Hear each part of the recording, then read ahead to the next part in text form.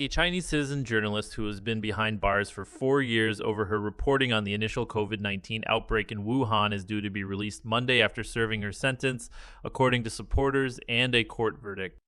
Zhang Zhan, a former lawyer, was one of the few independent Chinese journalists reporting in Wuhan after the metropolis of 11 million people went into a complete lockdown, offering a rare, unfiltered glimpse into the reality on the ground as Chinese authorities imposed tight censorship on media coverage.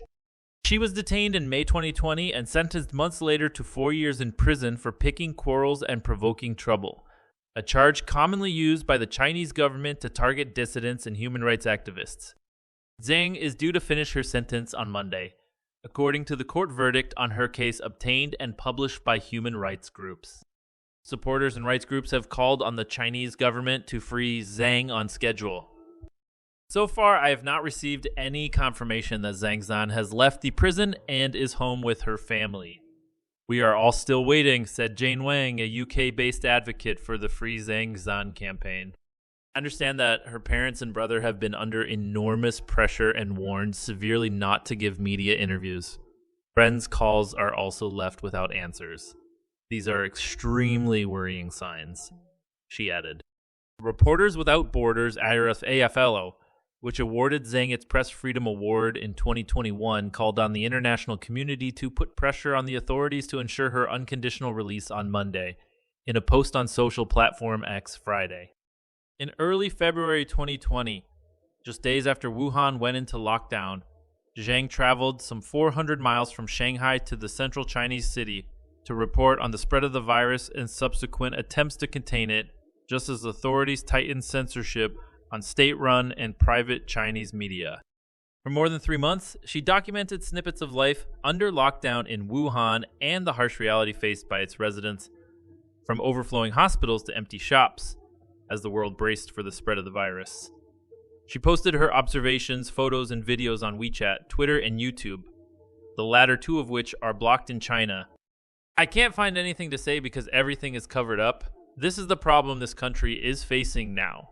Any opposing opinions from us might be dismissed as rumors, she said in a video 2 weeks after arriving in Wuhan, donning a face mask. Even our own voices are out of our control.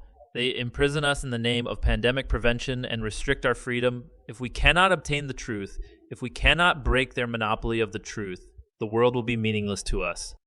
Her post came to an abrupt stop in mid-May, and she was later revealed to have been detained by police and brought back to Shanghai. Continued harassment and surveillance. China's foreign ministry declined to confirm whether Zhang had been released from prison at a regular news conference on Monday afternoon.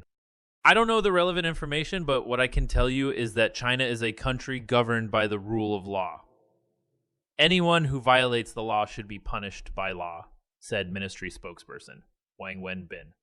At the same time, China fully protects the legal rights of defendants and prisoners in accordance with the law, he added. Human rights advocates who have long worked on China say Zhang is likely to live under close surveillance from authorities even if she does walk out of prison. While Zhang is released from prison, it won't mean she will be free, said Yaqiu Wang, research director for China at advocacy group Freedom House. If Chinese government's past record is of any indication, she will face continued harassment and surveillance by authorities. But if Zhang Zhan's past actions are any indication, she will keep fighting against efforts to silence her. Sarah Brooks, Amnesty International's China director, said she was concerned that Zhang's ability to travel or to make contact with relatives and others, especially those outside China, may be severely restricted. Zhang Zhan should never have been jailed in the first place. Now, having served her time, our hopes are with her and her family for a safe reunion and road back to health, and, if she chooses, her important human rights work, she said. The Chinese government's jailing of Zhang Zhan has been a shameful assault on her human rights, and her release must mark a new beginning. Failing health. Supporters and rights groups are also concerned about Zhang's access to medical treatment upon her release, given her poor health conditions while in prison. The 40-year-old has been on multiple hunger strikes since being detained and was briefly hospitalized. In 2021, Zhang's mother said her daughter was so frail that she could not hold her head up for lack of strength and was in desperate need of medical care. During a previous hunger strike, Amnesty International alleged Zhang was shackled and force-fed treatment the group said amounted to torture. China's Ministry of Foreign Affairs did not previously respond to CNN on allegations of Zhang's mistreatment in detention. In a lengthy statement issued in July 2020, the Foreign Ministry denied the Chinese government had cracked down on journalists who exercised their right to freedom of speech on the internet during the pandemic. Here, China, no one gets punished or penalized simply because of making remarks. The statement said, the Chinese government has all along conducted its COVID-19 response in an open and transparent manner and has made widely recognized achievements.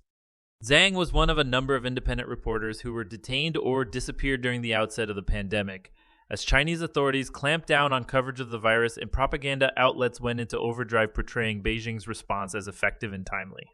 China is the biggest jailer of journalists in the world, according to Reporters Without Borders, which ranks it at 172 out of 180 countries around the world in its annual Press Freedom Index.